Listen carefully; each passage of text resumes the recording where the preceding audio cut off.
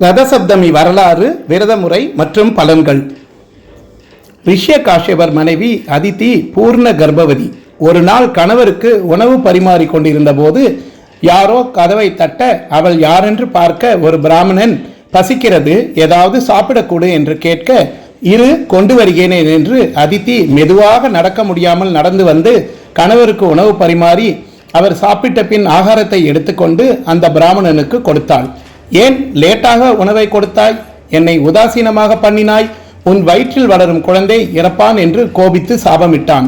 பிராமணரின் சாபம் கேட்டு அதிர்ச்சி அடைந்த அதித்தி காஷ்யபரிடம் விஷயத்தை சொல்ல, நீ இதற்கெல்லாம் வருந்தாதே, அமிர்த உலகிலிருந்து அழிவில்லாத ஒரு மகன் நமக்கு கிடைப்பான் என்று வாழ்த்த ஒளி பிரகாசமான சூரியன் மகனாக பிறந்தான். 7 குதிரைகள் பூட்டிய தேரில் சூரியன் உலகை சுற்றி வருவதால் திதிகளில் 7வது நாள் சப்தமி விரதம் அனுஷ்டிக்கப்படுகிறது. ரத சப்தமி அன்று 7 இறக்கும் இலைகளில் தலையில் 1, கண்களில் 2, தோள்பட்டைகளில் 2, கால்களில் 2 வைத்து ஸ்நானம் செய்வது வழக்கம். காலை 6 மணியில் இருந்து 7:30 மணிக்குள் ஸ்நானம் செய்ய வேண்டும்.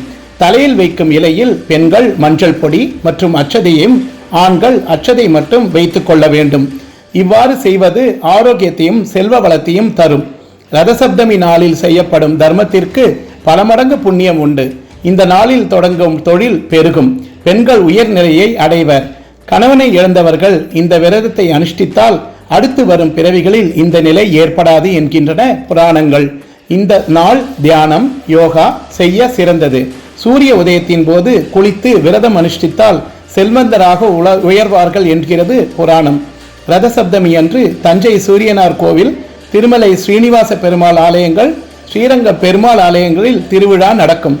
7 மலைகளில் 7 குதிரைகள் என கருதி ரதசப்தமி அன்று 7 வாகனங்களில் மலையப்பர் சுவாமி மாட வீதிகளில் ஊர்வலம் வருவார். ஸ்ரீரங்கம் ரங்கநாதர் ஆலயத்திலும் ரதசப்தமி சிறப்பாக கொண்டாடப்படுகிறது. ஒரு கதை சொல்கிறேன், கேளுங்கள்.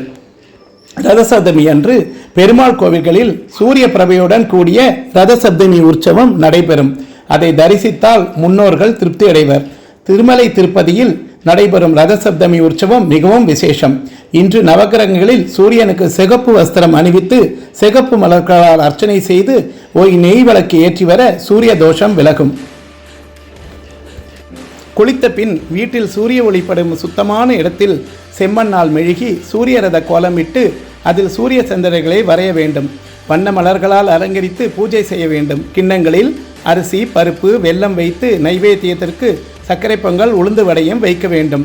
கணபதி பூஜை, சூரிய நாராயண பூஜை செய்ய வேண்டும். உபச்சாரத்துடன் இந்த சூரிய பூஜையை செய்தால் சூரியன் சாந்தியடைந்து உலகிற்கு நன்மை செய்வதுடன் பூஜிப்பவர்களுக்கு வளமும் நலமும் சிறந்து சிறப்பாக வாழ வைப்பான். ஓம் நமோ ஆதித்யாய புத்திர்பலம் தேகிமோ சதா என்று காலை சூரியனை பார்த்து 3 முறை வணங்க வேண்டும். சூரியனுக்கு உகந்த தானியம் கோதுமை. கோதுமை உணவு நெய்வேத்தியத்தில் இருப்பது மிகவும் உத்தமம். செந்நில மலர்களால் விசேஷமாக அர்ச்சித்து வழிபடுவது விசேஷம். சிகப்பு நிற வஸ்திரம் வழங்கி தரிசித்தால் பாவமெல்லாம் பறந்தோடிவிடும். 7 ஜென்ம பாவமும் விலகிவிடும். 7 தலைமுறையும் சீரம் சிறப்பும் வாழ்வார்கள். நன்றி, வணக்கம்.